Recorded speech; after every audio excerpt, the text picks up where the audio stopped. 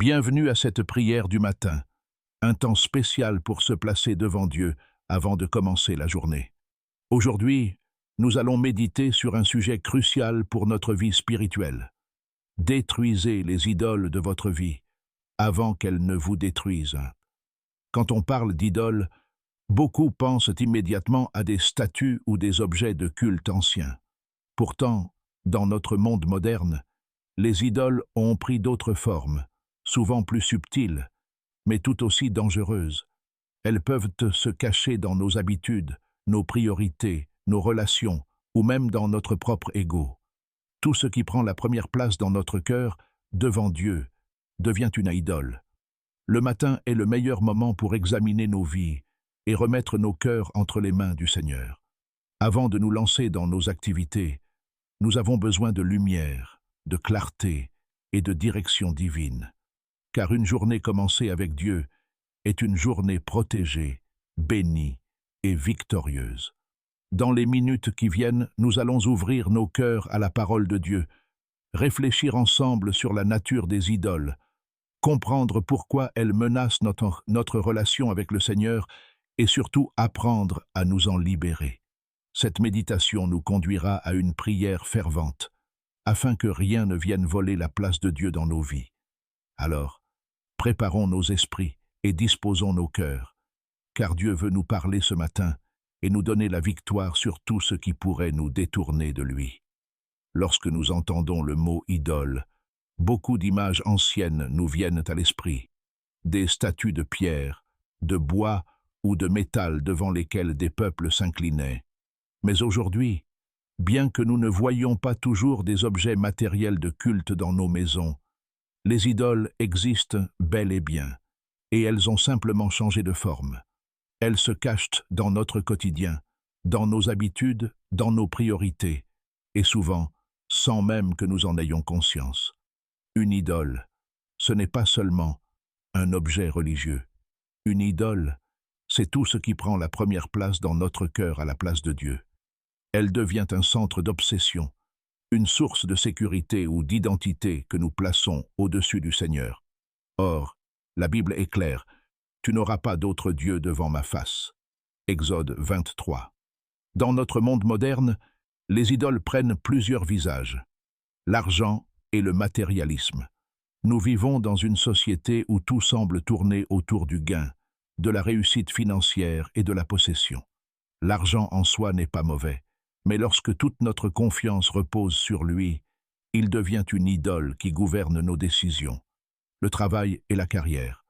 Vouloir progresser est une bonne chose, mais certains deviennent esclaves de leur activité professionnelle. Leur identité et leurs valeurs personnelles dépendent uniquement de leur performance ou de leur titre. Les réseaux sociaux et la technologie. Combien de temps y consacrons-nous chaque jour? Pour beaucoup, le premier réflexe du matin est de regarder leur téléphone plutôt que de lever les yeux vers Dieu. Cette dépendance est une forme moderne d'idolâtrie. Les relations et les personnes. Parfois, nous mettons une personne, conjoint, ami, mentor, célébrité, au-dessus de Dieu dans nos cœurs. Lorsque leur opinion, leur présence ou leur absence contrôlent nos émotions plus que la présence de Dieu, nous avons laissé une idole s'installer. Nous-mêmes, l'ego, l'orgueil et l'amour excessif de soi peuvent devenir la pire des idoles. Quand notre confort, notre plaisir ou notre image passent avant l'obéissance au Seigneur, nous adorons notre propre moi. Ces idoles sont plus insidieuses que de simples statues, car elles ne sont pas toujours visibles. Elles se glissent dans nos vies en douceur, souvent déguisées en choses légitimes et bonnes. Le travail, la famille, la réussite, les loisirs. Mais dès que l'une de ces choses prend la place centrale réservée à Dieu seul, elle se transforme en piège spirituel. C'est pourquoi il est essentiel de savoir les identifier. La Bible nous rappelle que nous ne pouvons servir deux maîtres à la fois. Matthieu 6, 24. Si nous essayons de donner à la fois notre cœur à Dieu et à nos idoles, nous vivrons dans un tiraillement intérieur permanent. Ce matin, le Seigneur nous invite à ouvrir les yeux. Quelles sont les idoles modernes qui ont trouvé une place dans nos vies? Est-ce l'argent, l'écran, le besoin d'être reconnus, ou encore nous-mêmes. Reconnaître leur présence est la première étape pour retrouver la liberté. 1. Pourquoi les idoles détruisent la vie spirituelle? Si Dieu insiste autant dans sa parole pour que nous nous détournions des idoles, c'est parce qu'elles sont destructrices. Elles ne sont pas neutres. Elles capturent notre cœur. Elles volent notre énergie. Elles nous éloignent de celui qui est la véritable source de vie. La Bible est claire. Tu n'auras pas d'autre Dieu devant ma face. Exode 23. Ce premier commandement n'est pas une simple recommandation, mais une mise en garde sérieuse. Dieu sait que toute idolâtrie finit par briser l'homme de l'intérieur. Premièrement, les idoles détruisent notre relation avec Dieu. Jésus a dit, « Nul ne peut servir deux maîtres, car ou il haïra l'un et aimera l'autre, ou il s'attachera à l'un et méprisera l'autre. Vous ne pouvez servir Dieu et Mammon. » Matthieu 6, 24. Chaque fois qu'une idole prend la première place, Dieu est relégué au second plan. La prière devient superficielle, la lecture de la parole perd de sa saveur, et la communion avec le Seigneur s'affaiblit. Deuxièmement, les idoles volent notre paix intérieure. Elles créent une dépendance émotionnelle et spirituelle.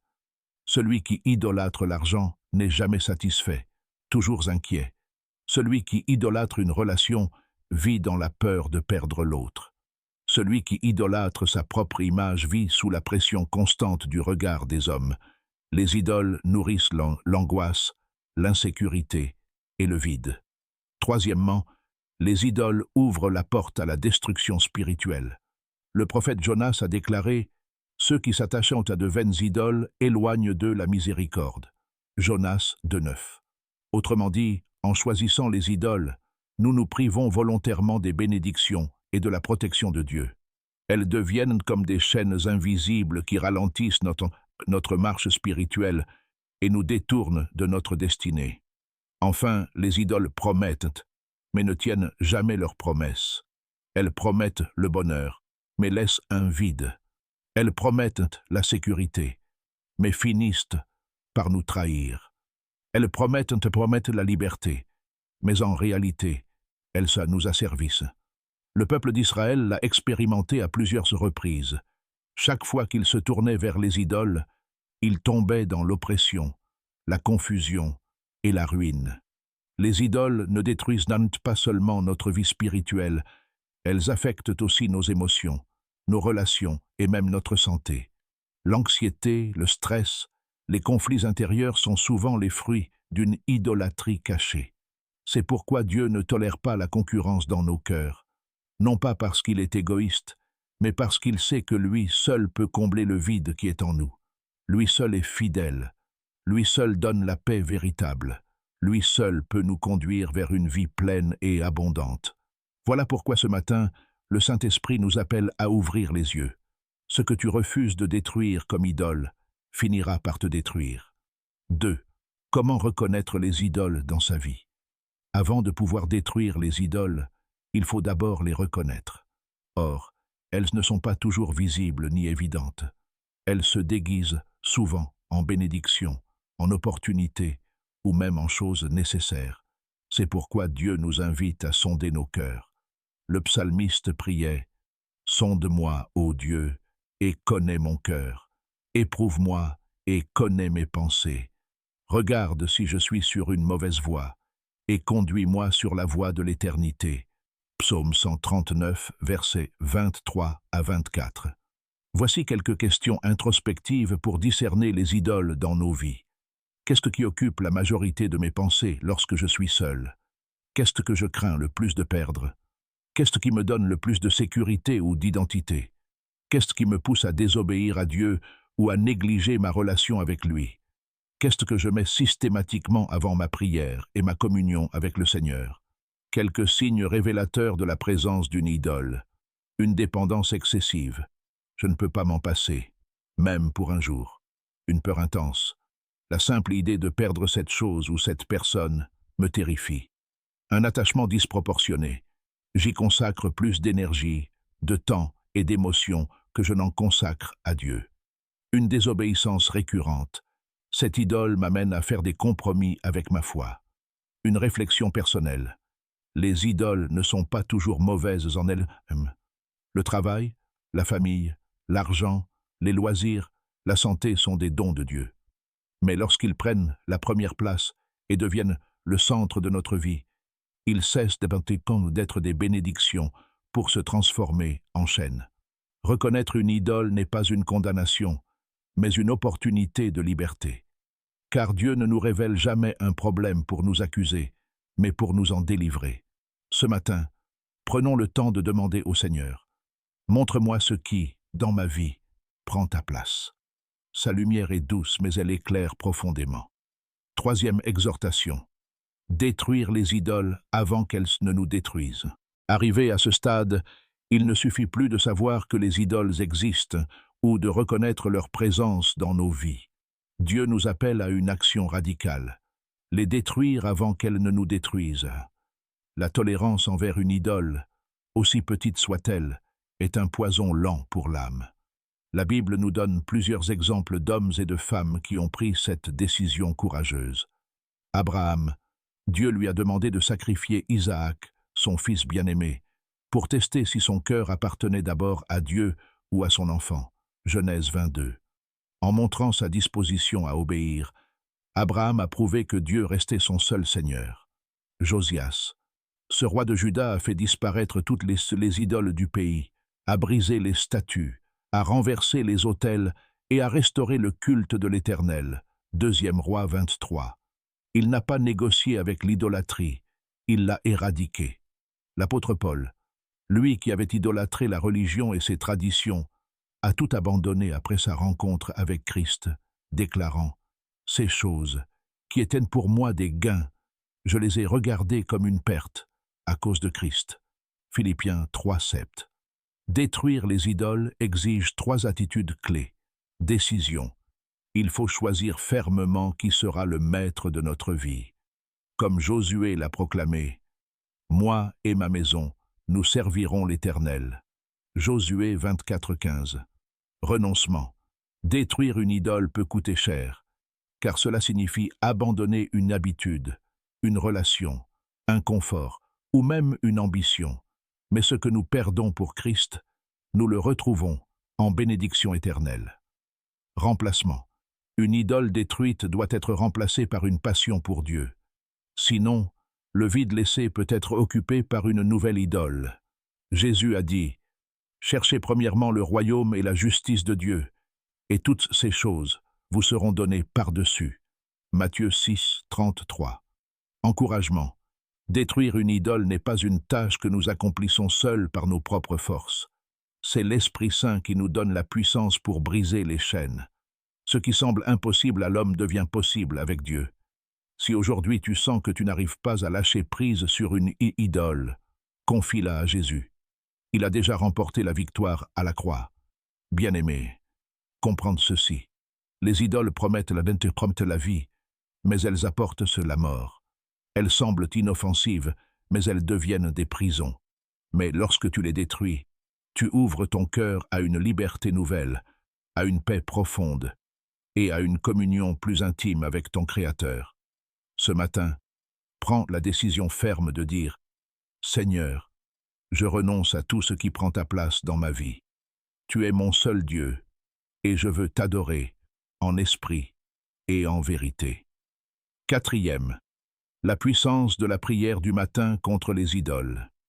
Il y a une raison pour laquelle nous parlons aujourd'hui de ce sujet dans le cadre d'une prière du matin. La manière dont nous commençons notre journée influence tout ce qui va suivre. Jésus lui-même se levait de grand matin pour prier, avant même que le soleil ne se lève. Marc 1:35. Il savait que c'est dans le silence du matin que l'on reçoit la force pour affronter les tentations et rester fidèle au Père. Le matin est un moment stratégique. C'est à ce moment que nos pensées sont encore fraîches et disponibles. Si nous ne les tournons pas vers Dieu, elles seront vite capturées par les soucis, les réseaux sociaux, les projets ou les distractions. La prière matinale agit comme un bouclier spirituel. Elle nous recentre et nous rappelle que Dieu est notre priorité. La prière du matin purifie le cœur. Les idoles tentent de s'installer subtilement chaque jour. Mais quand, dès le réveil, nous confessons nos faiblesses, nos attachements, nos dépendances, nous laissons le Saint-Esprit nettoyer notre cœur. Comme le dit le psalmiste, « Chaque matin, je réduirai au silence tous les méchants du pays. » Psaume 101, verset 8. Chaque matin est donc une occasion de briser les chaînes avant qu'elles ne se renforcent. La prière matinale aligne nos priorités. En remettant notre journée entre les mains de Dieu, nous lui donnons la première place. Nous choisissons de servir le Créateur plutôt que de nous soumettre aux idoles. Nos choix, nos paroles et nos pensées s'alignent alors avec sa volonté. La prière du matin nous rend vigilants. Tout au long de la journée, les idoles chercheront à se manifester. La pression du travail, la tentation de plaire aux hommes, l'attrait de l'argent ou de l'orgueil. Mais lorsque nous avons commencé la journée en présence de Dieu, nous sommes plus sensibles à la voix du Saint-Esprit et mieux armés pour dire non. Bien-aimé, sache que chaque fois que tu te lèves pour prier, tu fais un choix d'adoration. Tu proclames que ton premier regard est pour Dieu et non pour les idoles. Tu déclares que ton cœur lui appartient et que tu refuses de laisser autre chose s'asseoir sur le trône de ta vie. Entrons maintenant dans un temps de prière. Cette prière du matin est une arme spirituelle pour détruire les idoles et proclamer Jésus-Christ comme Seigneur absolu de nos vies. Je t'invite à prier avec foi, à haute voix si possible, et à ouvrir ton cœur devant Dieu. Père éternel, je viens devant toi en ce matin. Merci pour le souffle de vie. Merci pour la grâce de voir ce nouveau jour. Seigneur, je reconnais que toi seul es Dieu, le Créateur du ciel et de la terre. Toi seul mérites mon adoration. Aujourd'hui, je veux placer ma vie entière entre tes mains. Je reconnais qu'il y a parfois dans mon cœur des choses qui prennent plus de place que toi. Pardonne-moi, Seigneur, pour chaque idole que j'ai laissé s'installer dans mes pensées, mes priorités ou mes émotions. Je rejette et je détruis toute idole dans ma vie, qu'elle soit visible ou cachée. Je renonce à l'idole de l'argent, à l'idole du succès, à l'idole des relations toxiques, à l'idole des plaisirs éphémères. Je refuse de donner à quoi que ce soit ou à qui que ce soit la place qui t'appartient. Seigneur Jésus, viens siéger sur le trône de mon cœur. Sois le maître absolu de ma vie. Je t'élève au-dessus de mes désirs, au-dessus de mes ambitions, au-dessus de mes peurs. Je déclare que rien ni personne ne prendra ta place. Saint-Esprit, remplis-moi de ta puissance. Aide-moi à discerner chaque jour les idoles qui tentent de s'infiltrer. Donne-moi la force de dire non, la sagesse de m'en détourner, et le courage de rester fidèle à Dieu seul. Je proclame ce matin que je suis libre, libre des chaînes de l'idolâtrie, libre de toute dépendance, libre de tout esclavage. Car il est écrit, « Si le Fils vous affranchit, vous serez réellement libre. » Jean 8, 36. Seigneur, je t'offre cette journée. Je choisis de commencer mes pas dans ta lumière. Que mes pensées, mes paroles et mes actes reflètent que je t'appartiens. Je déclare que ce jour est béni, sanctifié et placé sous ton autorité. Au nom puissant de Jésus-Christ, je détruis toute idole et je proclame que seul Dieu règne sur ma vie. Amen. Bien-aimé, si tu as fait cette prière avec sincérité, sache que Dieu t'a entendu. Continue chaque matin à renouveler cette consécration. Ne laisse aucune idole regagner du terrain, mais garde ton regard fixé sur Jésus, l'auteur et le consommateur de ta foi.